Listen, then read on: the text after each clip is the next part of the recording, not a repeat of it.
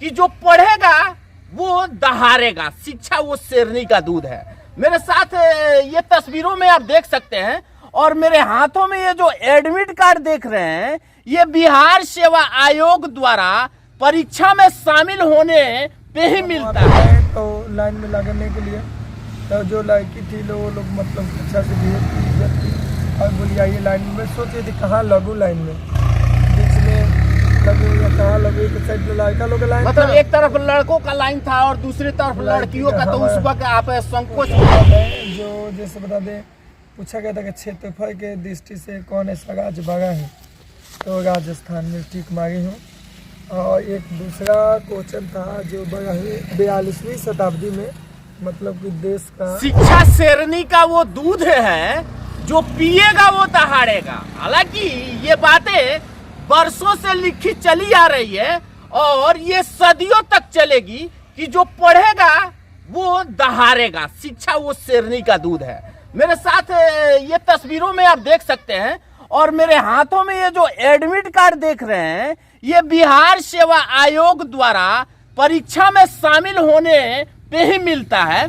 और ये तस्वीर आप देख सकते हैं जो कि मेल और फीमेल जेंडर से अलग वो जेंडर है, मगर जब ये बिहार सेवा आयोग परीक्षा में शामिल होने के लिए पहुंचते हैं तो हजारों की तादाद में बच्चे घेर लेते हैं और तमाम कुछ लोग घेर लेते हैं कि आखिर एक अलग जेंडर वाला व्यक्ति कैसे बिहार सेवा आयोग का परीक्षा देने यहाँ पे पहुँच गया।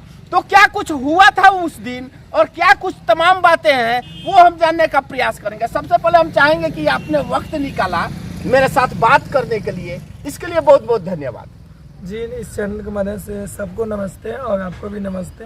देख रहे हैं कि आपका ये एडमिट कार्ड है जो कि बिहार सेवा आयोग का परीक्षा में आप शामिल होने के लिए पहुंची हुई थी, तो क्या कुछ हुआ था उसमें?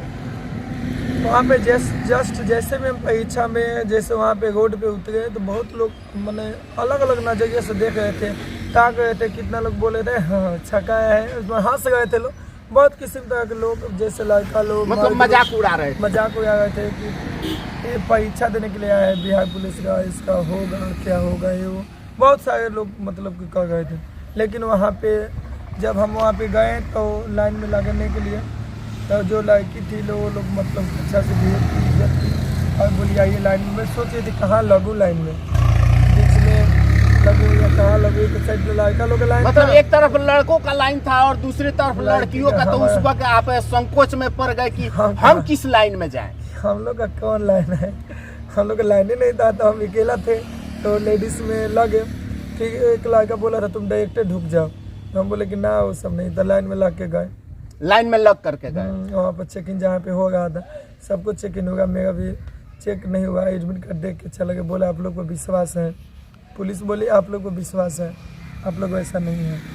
चलिए, ये सोचने वाली बात है कि शब्द निकले हैं तो कहीं ना कहीं वो शब्द दर्शाते हैं कि आप लोग गलत नहीं कर सकते हैं। यानी कहीं ना कहीं हम लोग गलत करते हुए पाए जाते हैं, मगर इन पे वो विश्वास था कि आप गलत नहीं कर सकते हैं। अच्छा, आपका पढ़ाई शुरू में क्या कुछ काफी स्ट्रगल करना पड़ा होगा? हाँ, जिस टाइम फॉर्म भाई उस टाइम बहुत सोच रहे थे कि क्या होगा, दरोगा के एग्जाम है और इसमें कैसे होगा। तो जो मेरा एक मैंने सर तो नहीं है पढ़ लिया, तो एक बाबा है थावे मंदिर के पास एक पंडित जी है, वही हमको उदाहरण दिए कि बिहार पुलिस में फॉर्म भरना, आप लोग का सीट है किन्नर का। हम बोले होगा, तो बोले भर के देखो अपने कुछ ना कुछ होगा। तो उनका नाम है पिंटू पुगे, उन्हीं का देन है कि मैं बिहार पुलिस दरोगा का फॉर्म भरी। उनका कहने के अनुसार वो हमको मत दिशा दिए और मैं फॉर्म भरी और फॉर्म भर के परीक्षा देने गई और किताब कितनी गाइड हुई और पढ़ाई करती थी घर पे और डांस करती थी। क्या लगता है आपको उस एग्जाम में जब आप बैठी तो तमाम कुछ सवाल आपसे दिया गया होगा बनाने के लिए, उस क्रम में क्या कुछ सवाल आपको जानकारी है?